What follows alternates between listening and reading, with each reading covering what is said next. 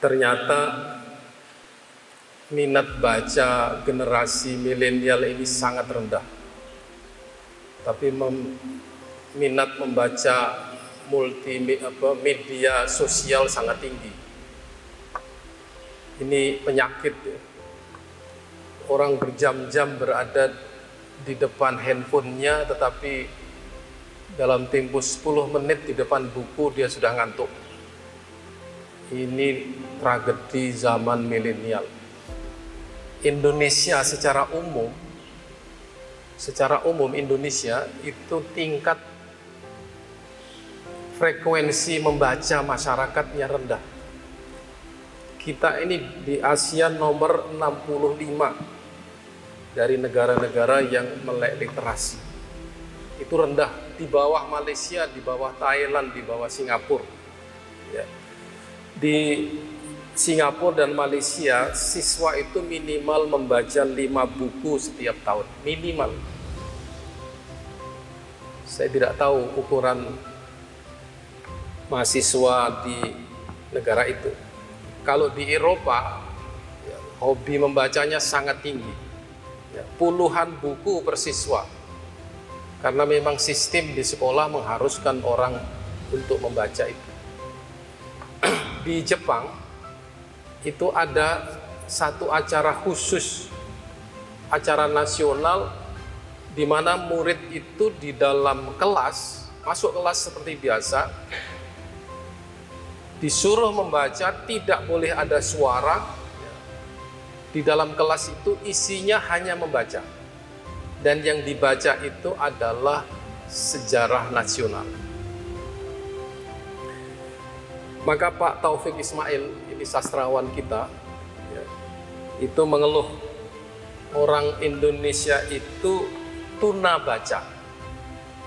Ya, tuna baca ini orang yang tidak bisa membaca. Sebenarnya bisa, apa tidak membaca. Pincang nulis. Disuruh baca nggak suka, diminta nulis nggak terampil. Nah, ini yang saya berkali-kali ingatkan, orang kalau tidak membaca tidak bisa menulis. Dia akan bisa menulis kalau membaca dulu. Dan ketika orang membaca itu, mestinya dia belajar bagaimana orang menulis. Jadi membaca, menulis, diskusi ini adalah syariat akademik. Ya, syariatnya akademik. Itu tidak bisa Anda tawar. Ya. Kalau Anda hanya membaca saja, tidak ada diskusi, itu bisa stres. Ya, ilmu hanya di batin aja. Tidak diujikan, sama dengan orang makan banyak tapi tidak olahraga. Itu kolesterol tinggi. Kemudian di keluarga ya, juga memang tradisinya begitu. Tidak banyak keluarga yang mentradisikan anak-anaknya untuk membaca.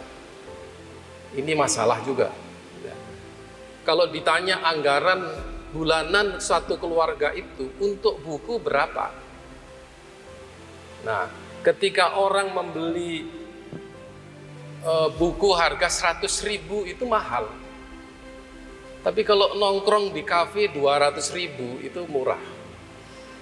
Berarti orientasinya kuliner, bukan membaca buku. Artinya orientasi perut lebih besar daripada orientasi otak. Ya. Kalau orang tidak makan sehari, ya, tanpa puasa, hanya minum, dia pasti kelaparan. Tapi tidak membaca sehari, dia tidak merasa kehilangan. Ini menyedihkan. Ya. Ini menyedihkan. Oke.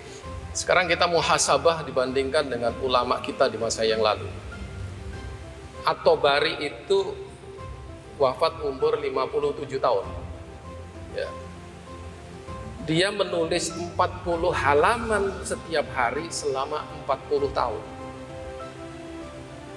Jadi selama hidupnya dia telah menulis sekitar 584.000 halaman. Makanya tafsir Tabarinya tebal sekali.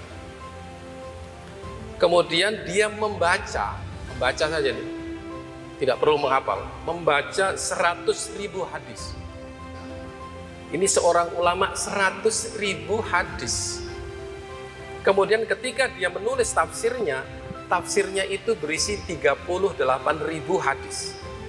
Berarti yang dibaca tadi tidak semuanya digunakan untuk tafsir. Jadi membaca banyak tidak ada masalah.